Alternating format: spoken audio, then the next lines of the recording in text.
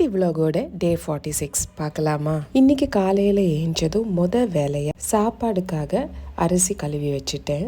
அதுக்கப்புறம் கடகடன்னு போய் வீடெல்லாம் பெருக்கி மாப் போட்டுட்டேன். இன்னைக்கு பிரம்ம முகூர்த்த விளக்கு பூஜையோட 2வது நாள். காலையில் 4 மணிக்கெல்லாம் ஏஞ்சிட்டேன்னு சொல்ல முடியாது. ஆக்சுவலி நான் அலாரம் வைக்கிறதுக்கு மறந்துட்டேன். கரெக்டாக நிஷா 4 மணிக்கு எழுப்பிட்டாங்க என்னையே. நான் ஹாலில் லைட்டு போட்டால் நிஷானுக்கு பெட்ரூமுக்கு டிஸ்டர்பன்ஸாக இருக்குமோ அப்படின்னு சொல்லிட்டு நான் சின்ன லைட்டு போட்டு தான் வேலைலாம் செஞ்சிட்ருப்பேன்.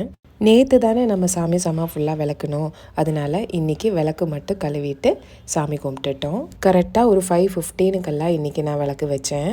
பிரம்ம முகூர்த்த விளக்கு வைக்கும்போது கரெக்டாக இந்த 48 நாள் பண்ணுறோம் அப்படின்னா அந்த 48 நாளும் கிட்டத்தட்ட ஒரே டைமில் நம்ம வைக்கிறதுக்கு ட்ரை பண்ணணும். சாமி கும்பிட்டு வரதுக்குள்ளே பருப்பு வேக வச்சுட்டேன். நடுவில் போய் அதே மாதிரி சாப்பாடெல்லாம் வடித்தாச்சு. இப்போ நம்ம இன்றைக்கி டிஃபன் மசாலா தோசை தான் பண்ணியிருந்தோம். ஸோ அதுக்காக மசாலாலாம் ரெடி பண்ணிட்டேன். அது ரெடி பண்ணிட்டு இருக்கும்போதே நிஷான் ஏஞ்சி வந்துட்டான்.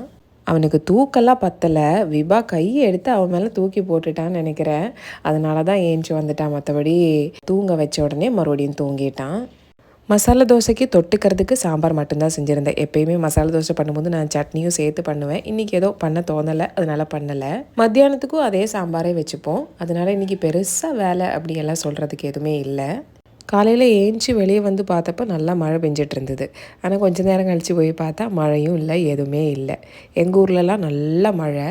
அங்கே மழை பெஞ்சிட்டே இருக்கிறதால எங்கள் அம்மா ஃபோன் பண்ணால் வேலையை அதை தான் கேட்பாங்க, அங்கே மழை இருக்கா அப்படின்னு. இங்கே வெயில் தான் அடிக்குது, மழையெல்லாம் இல்லைன்னு சொன்னாலும் டெய்லி இதே கேட்டுட்ருப்பாங்க. வேலையெல்லாம் முடித்ததும் விபாவை ரெடி பண்ணிவிட்டு விபாக்கும் தோசை ஊட்டி விட்டுட்டேன். விபாவுக்கு மசாலா தோசைனா ரொம்ப பிடிக்கும். இடியாப்பம் ஃபஸ்ட்டு, அடுத்தது மசாலா தோசை தான். அதுக்கப்புறம் அத்திப்பழம் இருந்தது, அத்திப்பழம் ஜூஸ் போட்டுட்டேன். அத்திப்பழம் இந்த மாதிரி ஒரு பாக்ஸாக வாங்கினா நம்மளுக்கு ஒரு 3 டேஸ்க்கெல்லாம் வரும். இது விலையும் கம்மியாக இருக்குது. நிறைய ஹெல்த் பெனிஃபிட்ஸ் இருக்கிற ஒரு பழம் தான் இந்த அத்திப்பழம். இப்போ எல்லாருமே நம்ம ஊர் பழம்லாம் கம்மியாக சாப்பிடுவாங்க.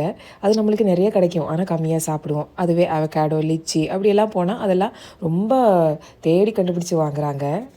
அத்திப்பழத்தில் நிறைய ஹெல்த் பெனிஃபிட்ஸ் எல்லாம் இருக்குது. இது நம்ம பெண்களுக்கு வரக்கூடிய ஒஸ்டியோபோரோசிஸ்ன்ற ஒரு டிசீஸ் இருக்குது. போன் ரிலேட்டடாக ரொம்ப ரொம்ப நல்லது. அவ்வளோதான். கிடைக்கும் போது கண்டிப்பாக வாங்கி சாப்பிடுங்க. வேலையெல்லாம் முடிஞ்சு 8:30 விபாவும் ஸ்கூலுக்கு கிளம்பிட்டா. இன்றைக்கி மார்னிங் ரொட்டீன் இப்படியே முடிக்கிறோம். வீடியோ பிடிச்சிருந்தா ஹார்ட்டை கொடுத்து ஃபாலோ பண்ணுங்கள். வாழ்க